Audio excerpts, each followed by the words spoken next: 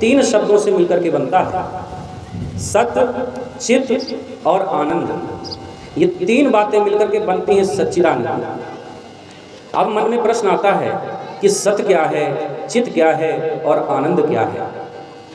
तो इन तीनों की अलग अलग व्याख्या भी है, जिसमें से जो पहली बात कहते हैं सत, सत क्या है, जरा विचार करिए। सत वह है जो सत्य है, जो सदैव रहने वाला है, जिसमें कभी परिवर्तन नहीं होता, जो त्रिकाला बाधित है, जो अपरिवर्तनीय है। आपको इन आँखों से जो कुछ भी दिखाई दे रहा है सब में परिवर्तन होता है। अपने शरीर में भी परिवर्तन होता है। जब हम आप 5 वर्ष की अवस्था के थे तो कुछ और थे, जब 15 के हुए तो कुछ और हुए, 25 में कुछ और हुए और आज कुछ और है। निरंतर परिवर्तन होता रहता है इस प्रकृति में। ये मकान, ये दुकान कल थे, आज हैं, कल होंगे कि नहीं होंगे गारंटी नहीं है। हम और आप आज हैं, कल होंगे कि नहीं होंगे गारंटी नहीं है। पर जिसकी गारंटी हो उसी को सत्य कहते हैं।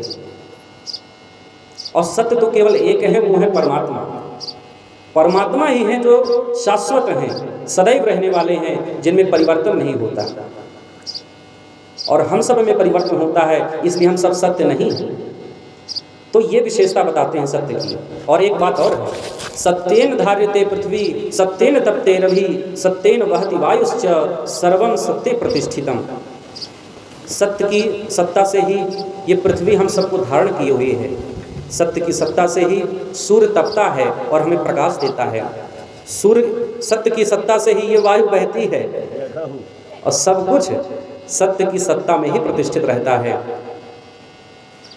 जिस समय भगवान कृष्ण का प्राकट्य होता है तो देवता भी ऐसी स्तुति करते हैं। सत्यव्रतम सत्य परम त्रिसत्यम, सत्यस्य योनिम निहितम च सत्ये, सत्यस्य सत्यम मृत सत्य नेत्रम, सत्यात्मकम त्वाम शरणम प्रपन्नाः। माने सत्य स्वरूप ब्रह्म को प्रणाम करते हैं। तो एक बात अब ये समझ में आ गई, सच्चिदानंद। हम आपको बता रहे थे सच्चिदानंद 3 शब्दों से मिलकर बनता है, सत, चित और आनंद, जिसमें से कि सत होता है सत्य। तो सत्य समझ में आ गया। अब अगली बात कहते हैं चित। चित क्या है? चित कहते हैं बंधुओं प्रकाश को। वह परमात्मा प्रकाश का स्रोत है, वो स्वयं प्रकाशवान है और संपूर्ण ब्रह्मांड को प्रकाशित भी करता है।